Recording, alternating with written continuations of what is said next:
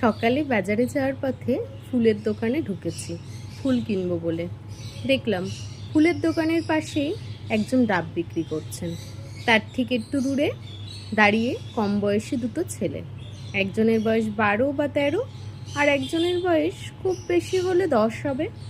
ওরা নিজেদের মধ্যে ঝামেলা করছে। 12-13 বছরের ছেলেটি বলছে, আমার গায়ে হাত দিয়ে দেখ, তোর অবস্থা কেরোসিন করে দেব।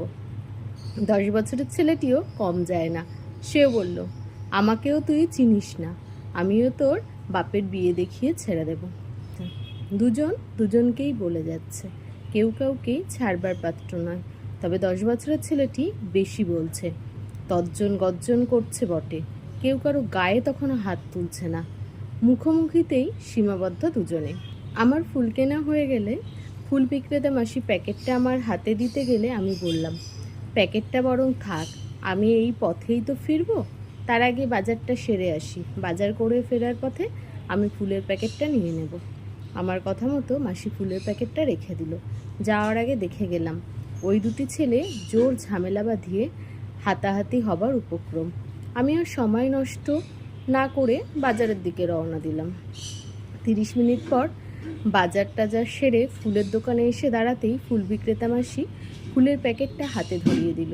ফুলের প্যাকেটটা বাইকের হ্যান্ডেলে ঝুলিয়ে ভাবছি একটা ডাব কিনে খাই। ডাব খেতে গিয়ে তো আমি অবাক, দেখি সেই দুটি ছেলে ঝামেলা থামিয়ে একটা ডাবের মধ্যে দুটি পাইপ দিয়ে দুজনে ডাবের জল খাচ্ছে।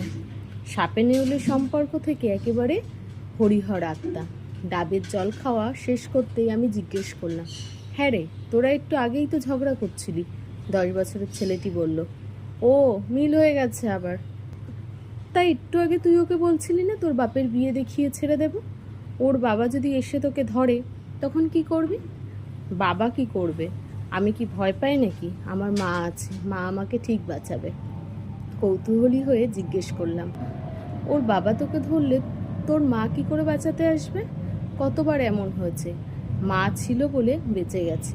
কিভাবে? আরে তোমার মাথায় কিছু নেই, ওর বাবার সাথেই তো আমার মায়ের বিয়ে হয়েছে।